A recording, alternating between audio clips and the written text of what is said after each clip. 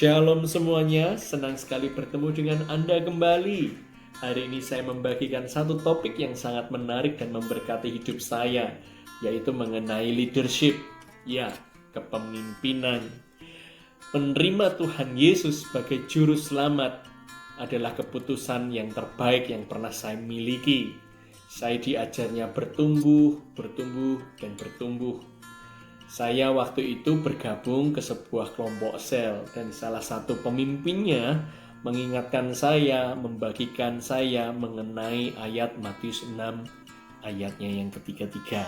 Berbicara tentang carilah kerajaan Allah dahulu, maka semuanya akan ditambahkan kepadamu. Di sana saya belajar setapak demi setapak mengampuni, menemukan gambar diri, hingga saya mulai belajar melayani ke event-event yang terkecil, hingga saya mulai dipercayakan event-event yang cukup lumayan besar. Di sana hati saya yang rindu untuk bertumbuh memberkati lebih banyak orang itu mulai bertumbuh. Bahkan saat saya merasa bahwa saya memberkati orang lain, di sana saya ternyata terberkati. Ya, saya terberkati lewat apa yang Tuhan lakukan, lewat proses kepemimpinan tersebut. Saya akhirnya memiliki seorang pasangan hidup. Ya, saya akhirnya bisa menikah juga, meskipun dengan dana yang terbatas, tetapi Tuhan cukupkan dengan luar biasa. Dan saya juga menerima promosi untuk memimpin sebuah perusahaan di Surabaya waktu itu pada umur 27 tahun.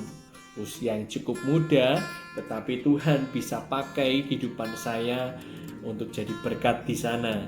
Nah, hari ini saya akan mengawali beberapa episode tentang leadership. Hari ini kita berbicara tentang tanggung jawab. Ya, tanggung jawab. Tanggung jawab menjadi seorang pemimpin. Ekspektasinya tentu tidak hanya sekedar job desk. Tidak sekedar karena kita seorang pemimpin, kita melakukan segala sesuatunya karena job desk. Jangan sampai punya perasaan yang seperti itu. Kita harus punya tanggung jawab bahwa segala sesuatu yang kita kerjakan, lakukanlah seperti engkau lakukan. Itu untuk Tuhan, untuk kemuliaan nama Tuhan. Ya, memang gak gampang. Karena apa?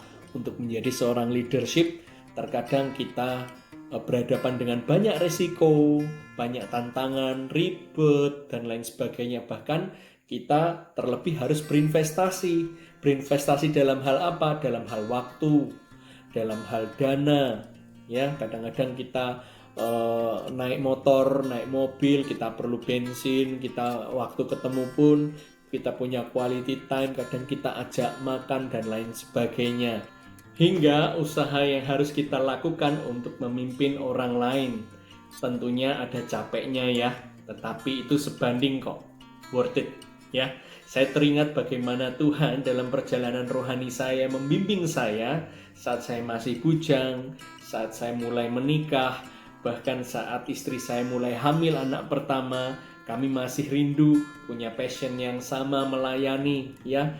Waktu itu istri saya muntah-muntah, tapi kita dengan naik motor kita kadang-kadang berhenti sejenak. Istri saya harus beristirahat, kami melanjutkan perjalanan untuk bisa bersege, untuk kami bisa sharing sesuatu, untuk kami bisa bertumbuh bersama-sama dengan orang-orang yang kami pimpin. Hingga usia kehamilan 8 bulan, kami pun masih melakukan hal yang sama. Hingga hari ini kami dikaruniai dengan 3 orang anak. Ya, sangat cukup panjang ya perjalanannya, tetapi Tuhan itu luar biasa, istimewa. Nah, tentunya saat kita menjadi seorang pemimpin, semakin lama kita naik, itu ibarat bendera ya. Semakin naik dia naik, tiupan di atas tentunya semakin kencang. Kadang-kadang kita mulai seperti naik ke level yang lebih tinggi, tentunya tantangannya lebih serius ya, lebih sukar. Tetapi Tuhan sediakan segala sesuatunya, baik kekuatan, hikmat, semuanya Tuhan akan sediakan. Saya teringat bagaimana di posisi saya waktu saya bekerja, saya pernah sekali merasakan depresi. Kenapa? Karena saya rindu untuk melayani, tetapi saya nggak siap untuk membayar harganya. Tuhan Saya naik level, saya sudah bayar harga, semakin saya naik, semakin harga yang saya bayar ternyata semakin tinggi. Dan di situ manusia daging saya mulai berkata bahwa cukup Johan, jangan bayar harga lagi. Lihat keluargamu, lihat efek yang akan mereka terima dan lain sebagainya. Nah, di situ hati saya mulai ciut, tetapi Tuhan berikan keteguhan bahwa Johan, jangan mengasihani diri, jangan menjadi kerdil hati, bahwa segala sesuatunya itu bukan tentang Johan, tapi semuanya tentang visi Tuhan melalui kehidupan Johan. Nah, waktu itu saya sangat dibangun, saya mulai disadarkan kembali, dan saya berkata bahwa hidupku bukannya aku lagi. Ya, seperti firman Tuhan yang terus menginspirasi saya terus terbangun. Nah, rancangan Tuhan tentunya rancangan yang terbaik. Kita harus bertanggung jawab menjadi seorang pemimpin yang baik.